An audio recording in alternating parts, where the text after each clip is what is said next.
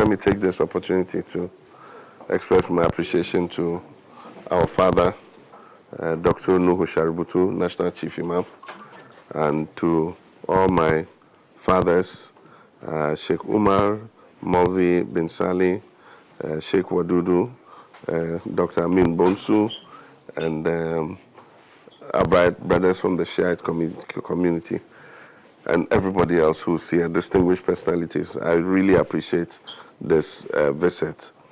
This is not the first time Chief Imam has led a delegation of this sort to me. From as far as 2009, when I became Vice President, he came home to congratulate me.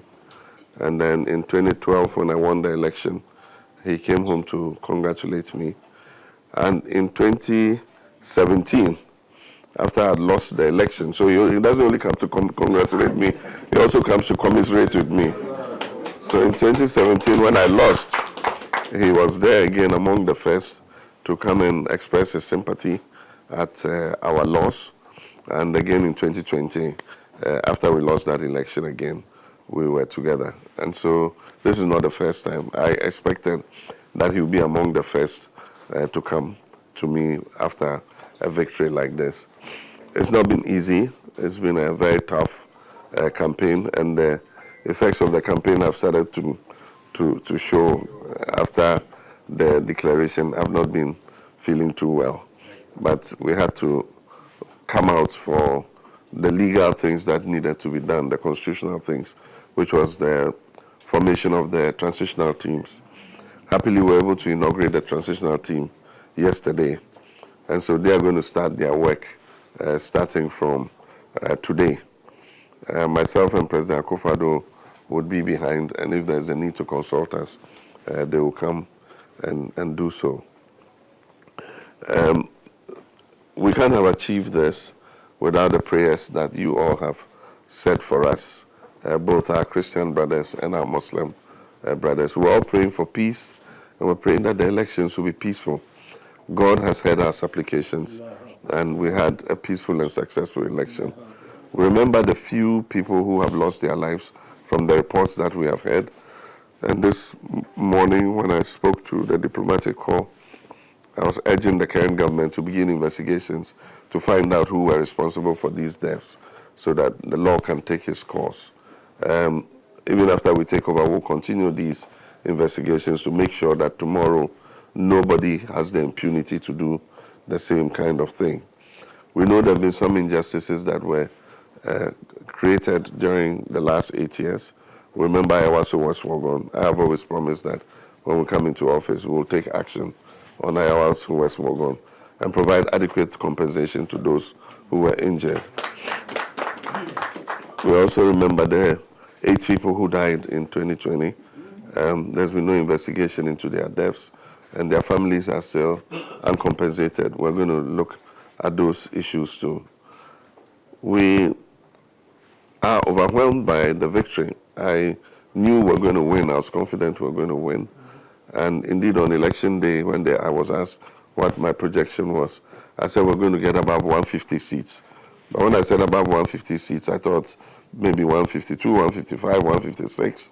But currently, the margin seems to above the 184, which is the threshold for 2/3 of Parliament. I just want to thank the people of Ghana for the overwhelming endorsement they've given us. I think that the people of Ghana realize the enormity of challenge the next government is going to face.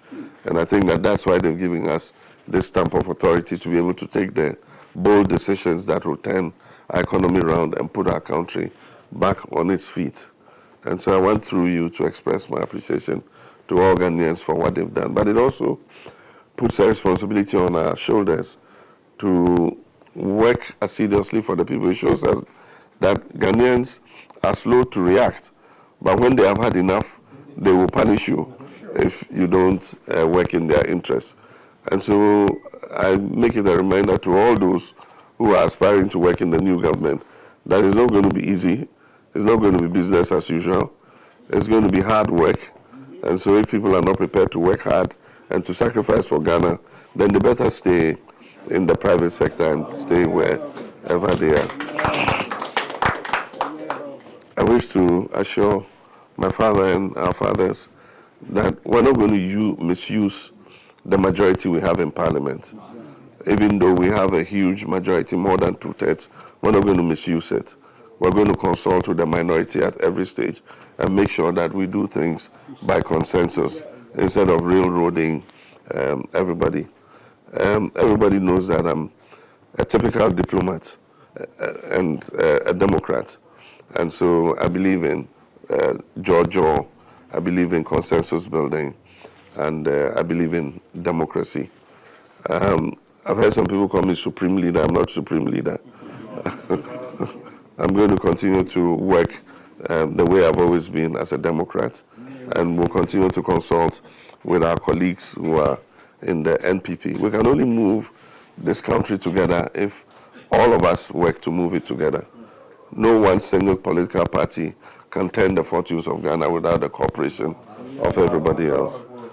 So I can assure you that we'll work together. We'll continue to consult you. I'm your son, and you all have been very gracious with advice and good counsel. I've enjoyed working with all of you over the years, and nothing is going to change.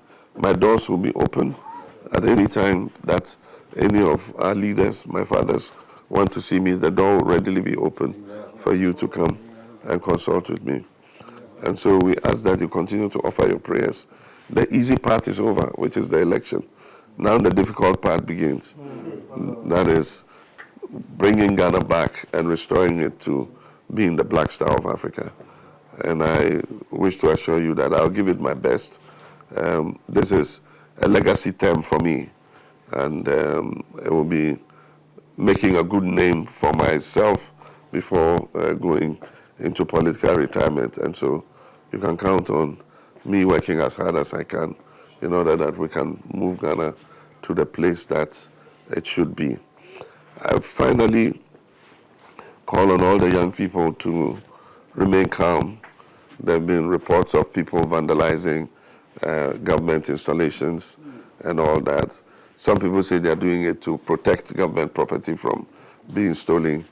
Others to have different motives. But whatever it is, I think that our youth should vent their frustration and youthful exuberance into helping to rebuild the country rather than short-term gain of attacking government offices and looting warehouses and so on and so forth.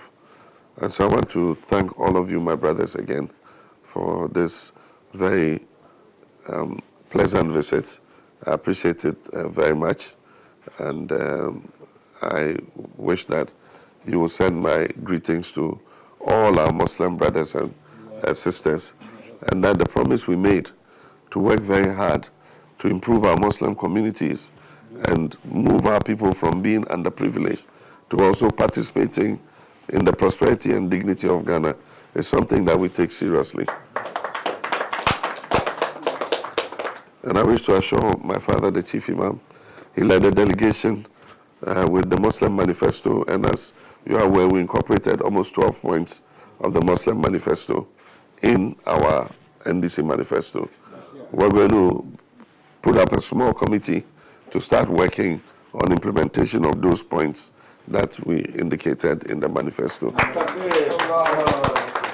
So we can be sure that we're going to fulfill our campaign promises, and we will work to the betterment of our deprived Muslim communities.